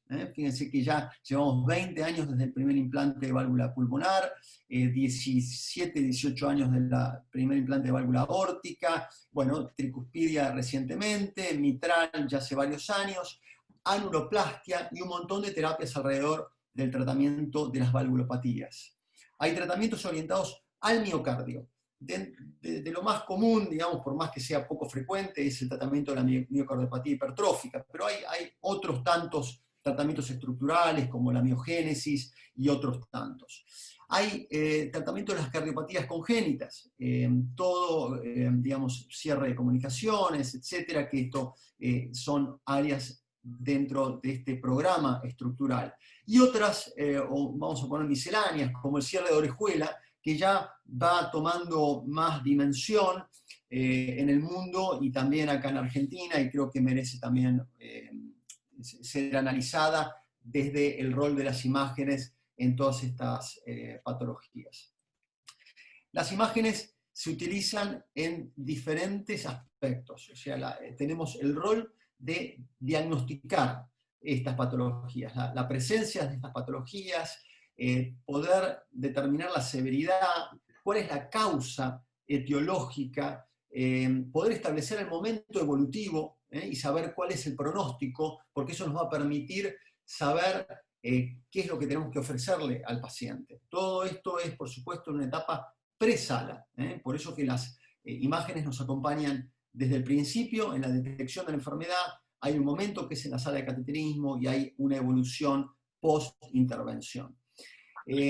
Analizar el impacto hemodinámico, la ecografía y fundamentalmente la ecografía nos permite ver mecanismos compensadores y el impacto hemodinámico de diferentes afecciones cardiovasculares, poder entender la presencia de enfermedad coronaria por métodos no invasivos, por métodos de diagnósticos anatómicos y por supuesto en la sala de cateterismo, evaluar una propuesta terapéutica, desarrollar una estrategia de intervención, guiar la intervención ya propiamente en la sala de cateterismo y luego evaluar los resultados de esta intervención, ya sea en la sala de cateterismo o luego de la intervención. Es decir que las imágenes tienen un rol protagónico.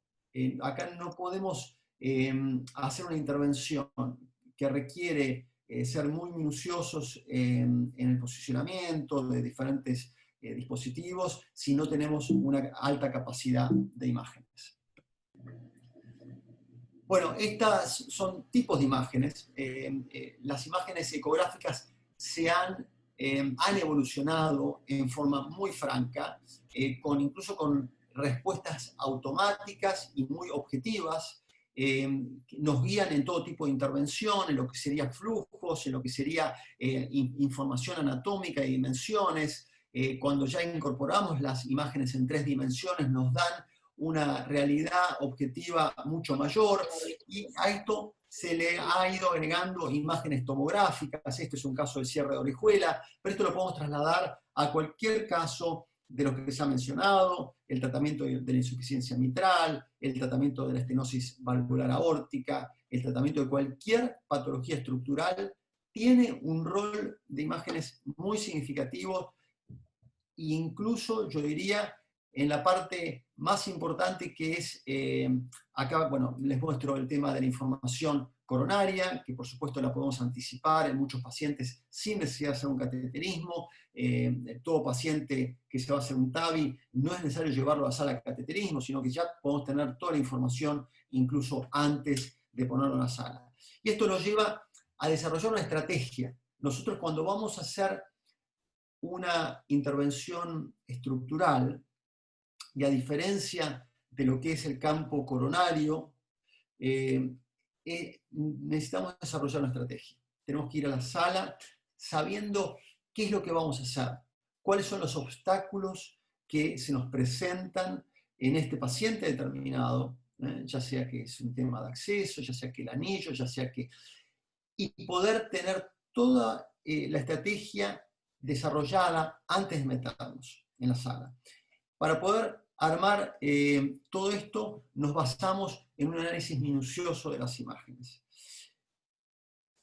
Y la calidad del equipamiento dentro de la sala tiene que ser un equipamiento a la altura de lo que vamos a hacer. Si vamos a hablar, por ejemplo, de un TAVI, que es como la intervención más frecuente, necesitamos utilizar una visión moderna.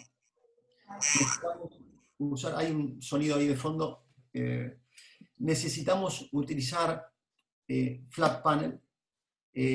La verdad que las imágenes que ofrece un flat panel son muy superiores a los equipos antiguos de intensificador de imágenes. No podemos utilizar arcos en C. Es decir que he tenido oportunidad de ser proctor y poder ir a diferentes salas de Argentina y incluso de la Ciudad de Buenos Aires, y realmente es muy difícil hacer intervenciones, en este caso valvulares, con equipamientos antiguos y obsoletos. Y creo que eso es una deuda pendiente que tenemos desde el CASI, desde la sala, desde los hospitales, en elevar la vara en calidad de imágenes.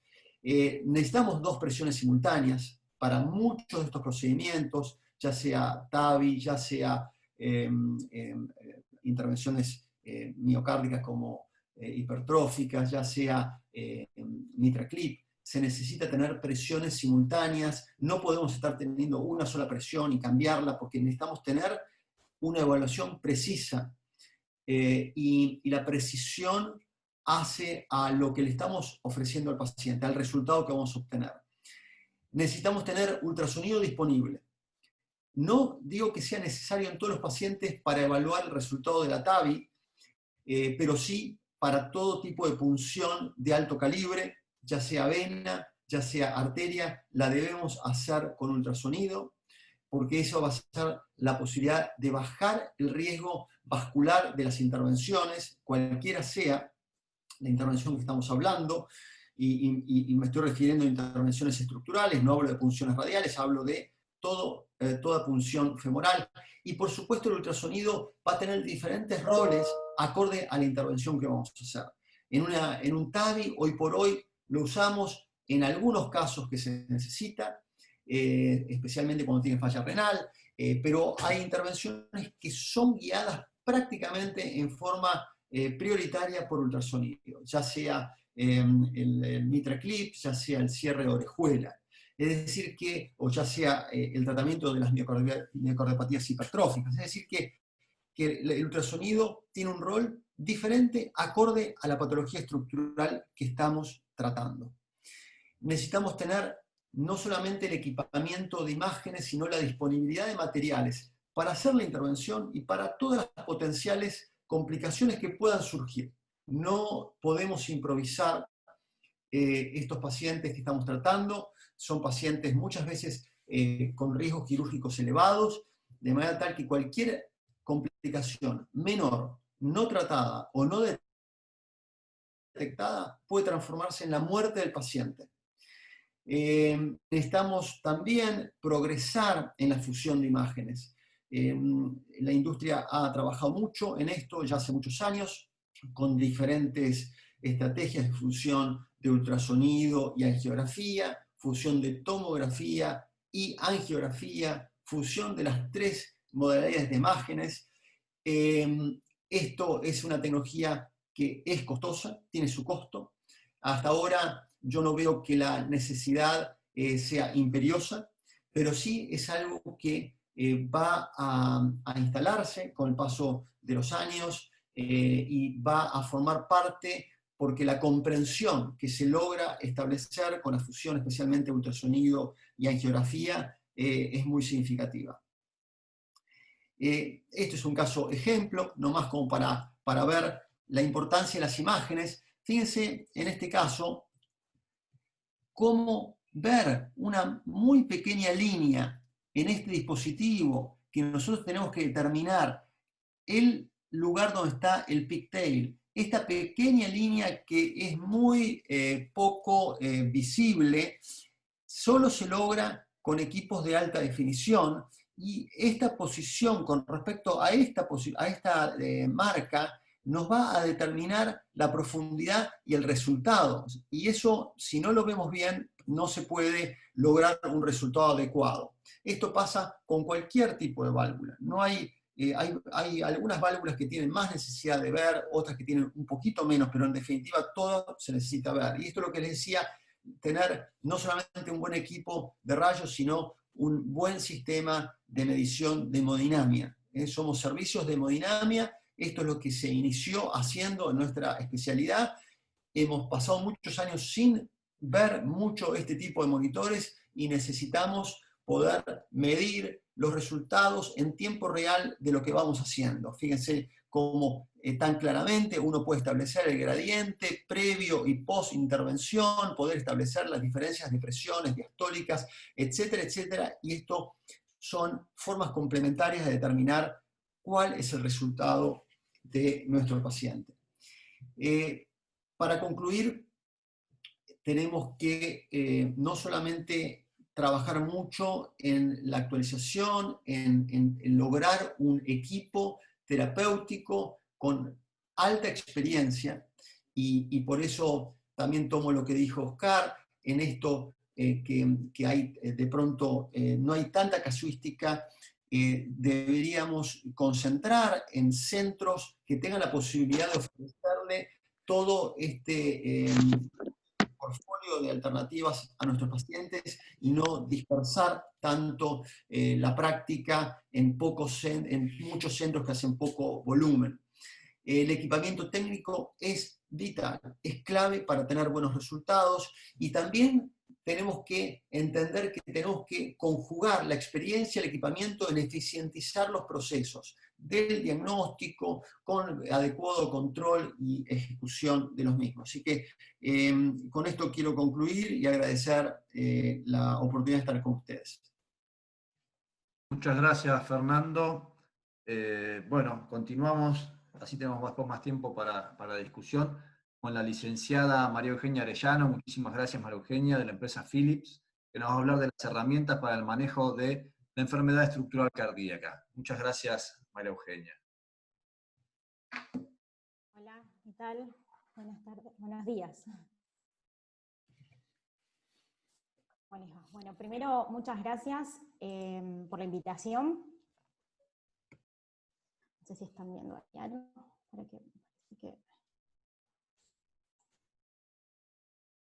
Ahora sí, ahí se ve.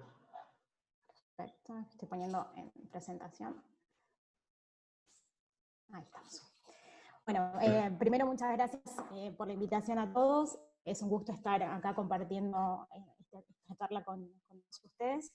Y bueno, en este pequeño ratito la idea de nosotros es mostrarles un poco que los procedimientos de los cuales estuvimos hablando hoy, para cualquier tipo de enfermedades estructurales del corazón, existen en los equipamientos de angiografía software que nos permiten y nos ayudan en tratamiento de estas enfermedades. Primero que nada, es bien como un poco comentaba recién el doctor Cura, de por sí solo cada una de las modalidades, sea la tomografía, la fluoroscopía, la resonancia, la ecografía, no nos dan toda la información en sí, entonces es muy importante la difusión de las imágenes. Bien como comentábamos hoy, para cualquiera de este tipo de patologías existen uno de los softwares más importantes que tenemos, es la fusión, la fluoroscopía con la tomografía. En nuestra empresa ese nombre es el de Heart Navigator, depende obviamente la empresa su nombre, pero casi todas tenemos más o menos el mismo proceder. No solo este software permite el trabajo para la ayuda, para el implante de válvula aórtica, sino también para las otras enfermedades estructurales. Pero en sí, en este caso particular, yo me voy a centrar un poquito más en mostrarle cómo es esta fusión de la tomografía con la fluoroscopía para los procedimientos de DAVI, ¿sí? Primero que nada necesitamos una tomografía simple, una angiotomografía, las que ustedes les piden habitualmente para el tratamiento, para el diagnóstico y para las mediciones, las mismas que se envía a la empresa que les va a después proveer el dispositivo de implante. Esa tomografía normalmente nosotros sugerimos que no tenga más de 1000 imágenes para una cuestión de que sea fácil la segmentación en el equipo. Y esa tomografía obviamente tiene que estar con contraste y también no tener, tener cortes menores a 1 milímetro. La segmentación automática la hace el equipo, lo único que hacemos nosotros es tomar esa tomografía, ya sea de un CD o de un PACS, y automáticamente el equipo segmenta las estructuras a analizar, la aorta, la válvula, el ventrículo si es necesario, el calcio de estas estructuras, los senos los marca, y también marca el borde inferior de los ostión de las coronarias. no solo me la reconstruye y me la segmenta a nivel tridimensional, sino que también me permite seguir trabajando y tener en el mismo plano las cortes tomográficos para poder analizar algún otro dato más que yo quiera. Lo importante de esto también es que este procedimiento lo puedo hacer varios días posteriores al día del implante para poder chequear los datos que yo pude corroborar con la empresa que me va a proveer el implante, por ejemplo. También otro de los beneficios que nos da son las distintos tipos de mediciones, que estos son los que yo puedo corroborar con lo que me manda la empresa, o con lo que tengo también, chequear qué tipo de válvula voy a poner, si quiero chequear alguna medida. Lo bueno es que me da el diámetro del perímetro, el diámetro del área, ¿sí? Son pasos que no nos llevan tiempo ni nada, porque solamente los hace automáticamente el equipo, ¿sí? Y también algo que también está bueno en este tipo es que puedo planear qué tipo de dispositivo puedo tener, puedo usar, y planear algo muy importante que es la angulación en la que yo voy a trabajar. Estos nuevos equipos tienen la posibilidad de que cuando esto esté acoplado con el paciente, poder grabar la posición donde yo veo alineados los senos, y poder recuperarlo después solamente con un solo botón. Eso es algo muy importante.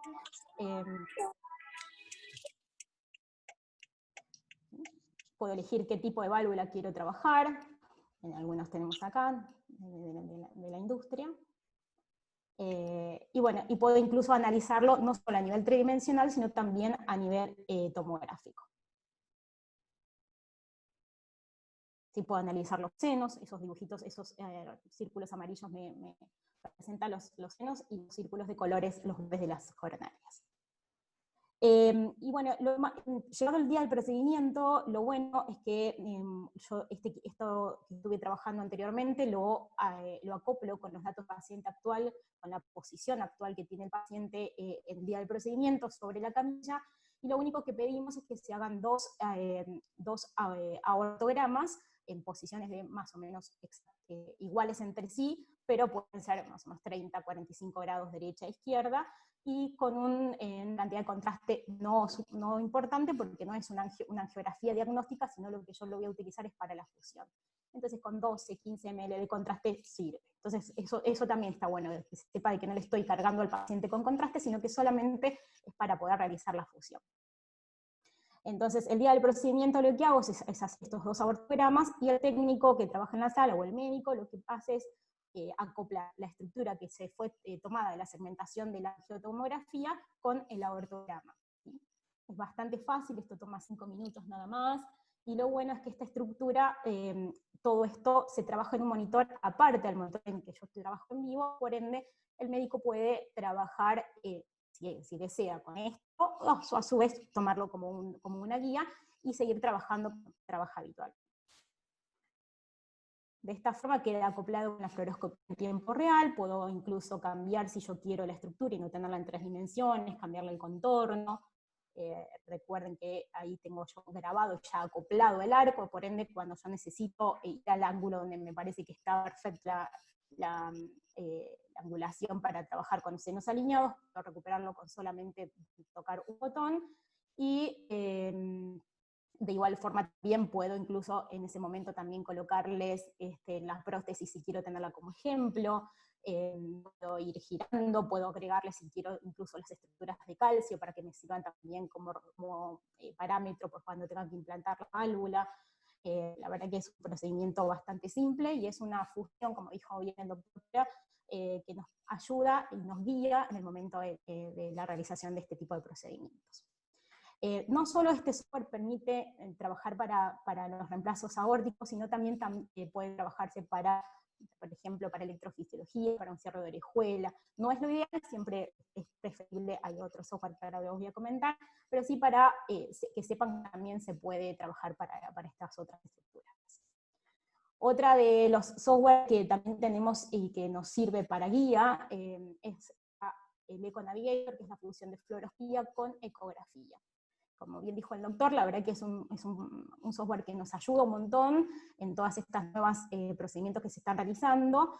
Es una fusión entre la imagen que me da el ecógrafo y la fluoroscopía el ecógrafo, lo importante es que sepan que en este caso en particular tiene que ser de la marca Philips, con la sonda transesofágica de Philips, y los modelos que permiten tener este tipo de software son el IE33, el CX50 y el EPIC 7. Son los únicos modelos. Ya el IE33 casi no está, son más o menos CX50 y EPIC 7. Lo bueno de esto es que solamente cuando se ingresa la sonda transesofágica, con la fluoroscopía, se reconoce el borde superior de la sonda transesofágica, y cuando ese icono que tengo acá marcado en color verde, que está en el borde inferior izquierdo, como en esta pantalla por ejemplo, se coloca en color verde. Normalmente siempre hacemos 2 angulaciones nada más del arco, 30 grados derecha y 30 grados izquierda, para que la sonda sea reconocida en todo su diámetro, y una vez que ya está en borde, ya está acoplada a la imagen. No necesito hacer más nada, ni siquiera cargar el paciente ni nada, solamente esa es la forma. Lo bueno es que yo puedo trabajar con una imagen ecográfica en 3 dimensiones, en 2D con Doppler. Eso me lo va a dar en el momento en que yo quiera el técnico, y la imagen obviamente va a ser dependiendo del médico ecografista. Por ejemplo, acá este es un ejemplo de una función transeptal, donde yo puedo colocar también marcadores, ¿sí? Los marcadores siempre pedimos al ecografista que lo hagan en un plano X. Cuando él realiza la marca en la que yo necesito para esa función o para tener cualquier tipo de referencia, eso me queda marcada la imagen en la fusión con la ecografía. Entonces puedo también mover el arco, y esta imagen siempre me va a permanecer en la imagen fluoroscópica. Lo mismo que en el caso anterior, esto está en un monitor por separado, por ende yo puedo seguir trabajando de la forma habitual en el monitor en vivo y guiarme en este monitor. ¿Sí? Bueno, nada, esto me parece que es uno de los software muy importantes para todo lo que es procedimientos como microclip, como hijo a la izquierda, como para enfermedades congénitas. Que la fusión con imagen ecográfica, al no ser tampoco invasiva por parte de necesitar que el médico ya esté realizando alguna punción o algún ortograma o lo que fuese, es una de las funciones más importantes en este tipo de procedimientos. Recordarles que este tipo de software están en los equipos que nosotros tenemos, que son de la línea Lura o la familia Asurion 7. Bueno, esto fue todo. Muchas gracias. Muchísimas gracias, María Eugenia. Bueno, yo tenía que dar una presentación, la voy a hacer muy rápido, cortito, si podemos entrar directamente a la discusión. Un segundito.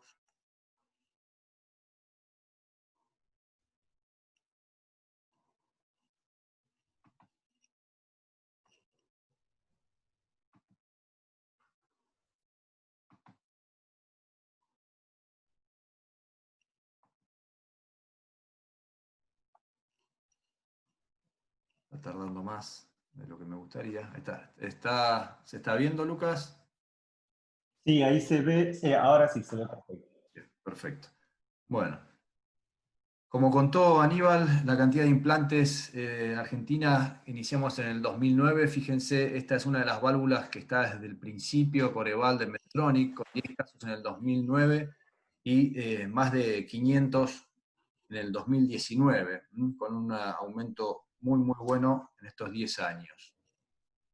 Lo mismo pasa con las otras válvulas que están en el mercado desde el 2012, como es la Accurate de Boston, ¿sí? Con implantes transapicales y transfemorales desde 2012 hasta 2020, con un número total de 743. Pórtico entró a Argentina en el 2018 y llevan 100 casos en estos 2 años y medio. 2020 es un año especial, como todos sabemos, por lo que los números son no reales, digamos así. La válvula de Edwards, Sapien, fue aceptada por ANMAT en 2016, como todos saben, por el tema del pericardio bovino, y llevan puestas 140 hasta la fecha. Mitral Clip, como bien nos contó Cacho, es una problema valvular de difícil resolución por el tema económico y por la complicación de conseguir los pacientes. Llevan desde el 2017 45 casos en Argentina. Las válvulas pulmonares, como nos mostró el doctor Peirone, fueron creciendo de a poco y tenemos un total desde 2013 de 69.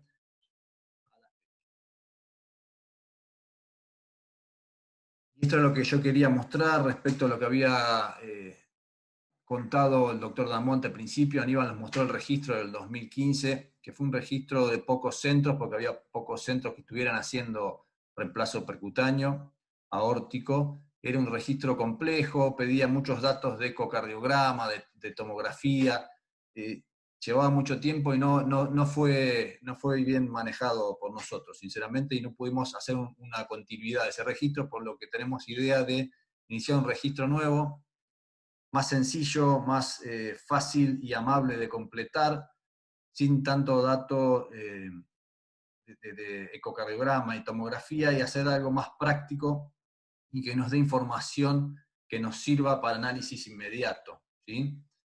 De llenado fácil, ya les digo, desplegables, marcando una o dos opciones solamente, tomando en cuenta hallazgos de electro para ver posibilidad de necesidad de marcapaso, qué tipo de válvulas se usó, cuántas válvulas se usaron, alturas a las coronarias, qué acceso se eligió, si fue quirúrgico, si fue absolutamente percutáneo, si hubo que usar más de una válvula, las medidas, si se requirió pre y postdilatación, si se usó marcapaso transitorio o fue solamente marcapaseo por cuerda. El resultado inmediato, teniendo en cuenta las complicaciones intraprocedimientos e durante la internación, y con un seguimiento intrahospitalario al alta, 30 días y 1 año. Para lograr esto, me parece que tendríamos que tener algún aporte para conseguir un fee de carga de los pacientes, ya que eso nos va a dar la posibilidad de tener más datos y poder hacer un seguimiento con un registro real y sin pérdida de pacientes. Porque todos sabemos que esto lleva un tiempito y que el poder tener un pago por carga de pacientes nos va a permitir, con cualquier estudio de investigación o cualquier registro, tener más cantidad de datos. Por lo tanto, yo creo que es algo que tendríamos que discutir con las empresas que están vendiendo válvulas para llegar a un buen puerto en este registro.